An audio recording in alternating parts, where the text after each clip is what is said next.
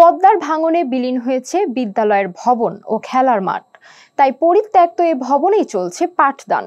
কুষ্টিয়ার কুমারখালী উপজেলার ১৩ নম্বর ঘোষপুর সরকারি প্রাথমিক বিদ্যালয়ের ভবনের চিত্র এটি। এলাকাবাসীর দাবির প্রেক্ষিতে বিদ্যালয়টি গেল বছর স্থানান্তর করা হলেও ঝুঁকি কমানো যায়নি। বিস্তারিত এম.আর. নয়নের প্রতিবেদনে। বয়ে চলেছে খরস্রোতা পদ্মা, তার পাশেই স্কুল দাঁড়িয়ে। পরিত্যক্ত ভবনের পলেস্তারা খসে পড়ছে, সিঁড়িঘরে চলছে প্রাথমিকের পাঠদান। এ চিত্র কুষ্টিয়ার কুমারখালী উপজেলার ১৩ নং ঘোষপুর সরকারি প্রাথমিক বিদ্যালয় ভবনের। পদ্মার ভাঙনে বিলীন হয়েছে বিদ্যালয়ের ভবন ও খেলার মাঠ। পরবর্তীতে এলাকাবাসীর দাবির প্রেক্ষিতে বিদ্যালয়টি গেল বছর স্থানান্তর করা হলেও কমানো যায়নি ঝুঁকি। তাই এ পরিত্যক্ত ভবনেই চলছে পাঠদান।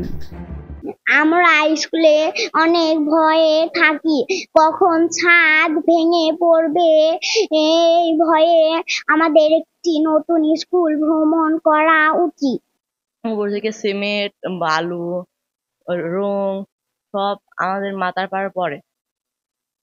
তারপরে রুম ছোট, তারপরে এমনি বাড়ানো কষ্ট হয়। অনেক সমস্যা, আমরা এখানে এই রুমে বাড়াতে পারিনি, আসতে পারিনি। এই ভবনে ইট, বালু, সিমেন্ট খুশি পরে আমাদের অনেক ভয় থাকে সবসময় যে কখন উপর থেকে কিছু পড়ে। খেলার মাঠ ছিল না এবং সবকিছু ডুবে যেত। আর এখন সমস্যা, রড দেওয়া, উপরে দেওয়ালে রড বেরিয়ে গেছে, তাই নিয়ে আমাদের ভয় এবং সিমেন্ট বালু খসে পড়ে। এর আগে ভাঙন প্রতিরোধে নদী পাড়ে জিওব্যাগ ফেলে বাঁধ নির্মাণ করা হলেও থামেনি পদ্মার আগ্রাসন।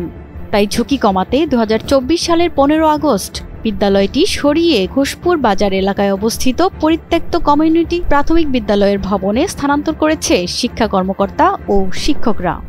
বর্তমান ভবনটিও পরিত্যক্ত ও জরাজীর্ণ হওয়ায় আবারও বেড়েছে ঝুঁকি ও আতঙ্ক। বালু, রডের এগুলা খসে কখন পড়ে যাবে এ নিয়ে আমাদের অনেক ভয়। আমাদের আশেপাশে অনেক স্কুল আছে, অনেক সুন্দর, কিন্তু আমাদের স্কুল অনেক পুরাতন। আমরা ছাত্রছাত্রী শিক্ষক অনেক ভয়ে থাকি।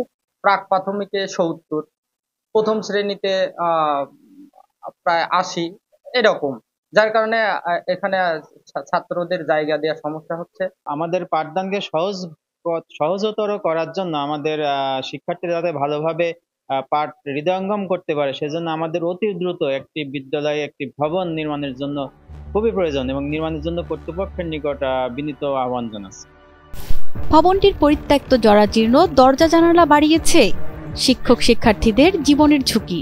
শ্রেণীকক্ষ সংকটে ব্যাহত হচ্ছে মানসম্মত পাঠদান কর্মসূচি, ফলে সংকটের মধ্যেই চলছে ক্লাসের কার্যক্রম। এটা একটা পরিত্যক্ত ভবন বলতে গেলে, কিন্তু এখানে আমরা এসে খুব জরাজীর্ণ অবস্থা ছিল। আমরা এটা এসে কিছুটা সংস্কার করে আমরা এখানে আপাতত শুধু পাঠদানের মতো ব্যবস্থাটা হয়েছে, কিন্তু বিল্ডিং এর অবস্থা খুব একটা ভালো না। এখানে সংস্কার দরকার এবং বিশেষ করে একটি কম হলেও ২ তলা একটি ভবন দরকার নতুন। বিদ্যালয়ে ভবন নির্মাণ সহ নানা সংকটের কথা উপজেলা শিক্ষা কর্মকর্তাকে জানানো হলেও এখন পর্যন্ত কোনো ব্যবস্থা নেওয়া হয়নি বলে জানান প্রধান শিক্ষক। এই বিদ্যালয়টি গত বছর পদ্মা নদীর ধারে হয় এবং পদ্মা নদীর ব্যাপক ভাঙন শুরু হলে আমরা এলাকার জনগণের দাবির পরিপ্রেক্ষিতে ওই বিদ্যালয়ের ভবনটি, ওখান থেকে আমরা পাশে আরেকটি ভবন ছিল যেটি বর্তমানে ওই কমিউনিটি বিদ্যালয় পরিত্যক্ত আর কি, তো আমরা ওই ভবনে স্থানান্তর করি। তো ভবনটি যেহেতু পুরাতন এবং মেরামতযোগ্য, জরাজীর্ণ বটে, সে লক্ষ্যে আমরা ভবনটি মেরামত এবং উক্ত স্থানে যাতে আরো একটি অতিরিক্ত ভবন নির্মাণ করা যায় সেজন্য আমরা এবার চাহিদা দিয়েছি। তো সেই ভবনটি এখন নির্মিত হলে ওই শ্রেণী সংকট বা বিদ্যালয়ের পরিবেশ স্বাভাবিক হবে বলে আমরা আশা রাখি। উপজেলার ঊর্ধ্বতন কর্মকর্তারা জানান, বিদ্যালয়ে সুষ্ঠু পরিবেশ ও মানসম্মত পাঠদান নিশ্চিত করতে দ্রুত ভবন নির্মাণ করা হবে। একটি স্কুল আমরা ইতিমধ্যে স্কুলের শিক্ষার্থী থেকে শুরু করে অন্যান্য কার্যক্রম পাশে আমরা সরিয়ে নিয়েছি।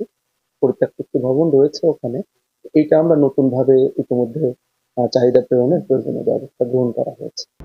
দ্রুত নতুন ভবন নির্মাণের মাধ্যমে শিক্ষক শিক্ষার্থীদের জীবনের ঝুঁকি কমিয়ে পাঠদানের সুষ্ঠু পরিবেশ নিশ্চিতের দাবি স্থানীয়দের।